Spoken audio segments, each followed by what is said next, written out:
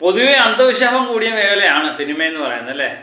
അവിടെ ഈ ചൊവ്വാഴ്ചയും വെള്ളിയാഴ്ചയും ബുധനാഴ്ചയും ശനിയാഴ്ചയൊക്കെ ഉണ്ടോ എന്നറിയില്ല.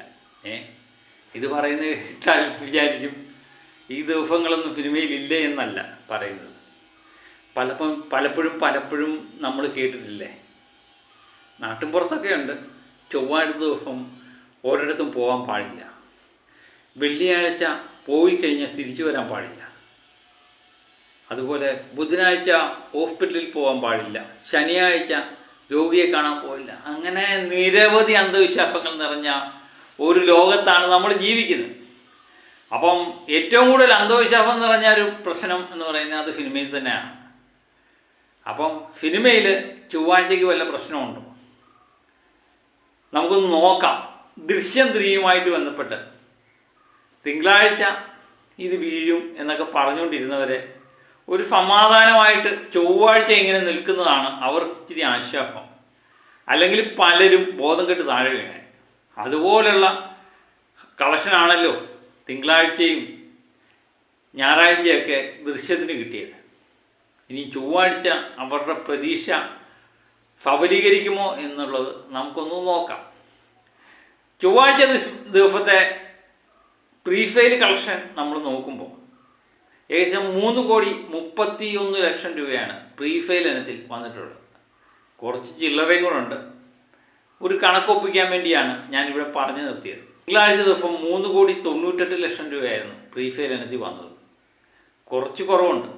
എന്നാലും ഈ വിരോധികളുടെ സന്തോഷം കിട്ടാനുള്ള സാധനങ്ങളൊന്നും ഇതിനകത്തില്ല.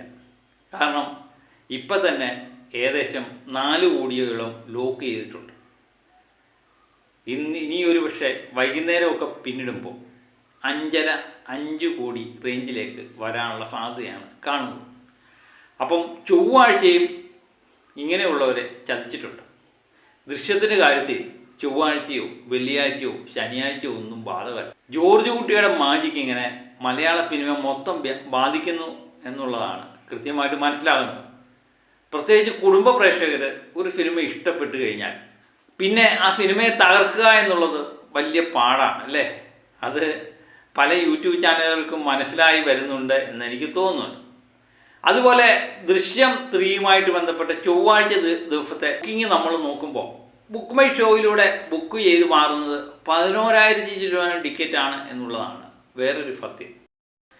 ദൃശ്യത്തെ തകർക്കാൻ വേണ്ടി പലരും പല രീതിയിൽ ചിന്തിച്ചു എന്നാണ് പറയുന്നത്. ചിലവർ വാക്കുകൾ കൊണ്ട് പൊട്ടിക്കാൻ വേണ്ടി ശ്രമിച്ചു, ചിലവർ ചില ചെയ്ത്തുകൾ ചെയ്തിട്ടുണ്ട് എന്നൊക്കെ പറയുന്നുണ്ട്. പണ്ടൊക്കെ ഓരോരുത്തരെ തകർക്കാൻ വേണ്ടി നമ്മൾ മുട്ട ഒഴിയുക, കൂടോത്രം എന്നൊക്കെ പറഞ്ഞു കേട്ടിട്ടില്ലേ? അതിപ്പോഴും മലയാള സിനിമയിലുണ്ട് എന്നൊക്കെയാണ് പറയുന്നത്. അതെന്തുമാത്രം സത്യമാണെന്നൊന്നും അറിയില്ല. പക്ഷേ അതെല്ലാം മാറ്റിവെച്ചത് ദൃശ്യത്തെ തകർക്കാൻ ഇതുകൊണ്ടൊന്നും കഴിയില്ല എന്ന് കുറച്ച് ദിവസമായിട്ട് നമുക്ക് മനസ്സിലാക്കിയിട്ടുണ്ട്. പ്രത്യേകിച്ച് ലാലേട്ടൻ എന്ന് പറയുന്ന വ്യക്തിയെ ഇതൊന്നും ബാധിക്കാറേയില്ല. അദ്ദേഹം ഒരു കാര്യം തുടങ്ങിക്കഴിഞ്ഞാൽ, പ്രത്യേകിച്ച് അത് പോസിറ്റീവും കൂടെ കിട്ടിക്കഴിഞ്ഞാൽ പിന്നെ പറയേണ്ട, ഒരു ആളിക്കത്തലാണ്. ആ കത്തൽ നിൽക്കണമെങ്കിൽ അത് മൊത്തം കത്തി തീർന്നതിന് ശേഷം മാത്രമേ ആ കത്തൽ നിൽക്കത്തുള്ളൂ. അങ്ങ് ആളിക്കത്തും.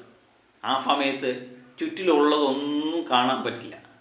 എല്ലാം അതിനകത്ത് എരിഞ്ഞമരും. അതാണ് അദ്ദേഹവുമായിട്ട് ബന്ധപ്പെട്ട സിനിമയുടെ കളക്ഷൻ റെക്കോർഡുകളൊക്കെ പരിശോധിക്കുമ്പോൾ നമുക്ക് മനസ്സിലാകുന്നത്.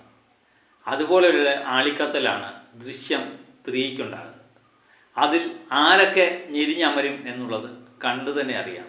പല റെക്കോർഡുകളും തകരാനുള്ള സാധ്യതയുണ്ട്. അതേതൊക്കെയാണെന്നുള്ളത് വരും ദിവസങ്ങളിൽ നമുക്ക് കണ്ടു തന്നെ അറിയാം. ഒരു കാര്യം ഉറപ്പുണ്ട്, ഈ പോക്ക് 200 കോടിയിലേക്കുള്ള പോക്കാണ്. അത് പിടിച്ചു നിർത്തുക അസാധ്യമായ കാര്യമാണ്. മാറിക്കൊടുക്കുക, എന്നിട്ട് കാത്തിരുന്ന് കാണുക. ഇത് മാത്രമേ നമുക്ക് ചെയ്യാൻ പറ്റത്തുള്ളൂ. സിനിമ സംബന്ധമായ വാർത്തകളും ദൃശ്യം വാർത്തകളും ഒക്കെ ആയിട്ട് വീണ്ടും ഞാൻ എത്താം. അതുവരെ എല്ലാവർക്കും ഓക്കെ.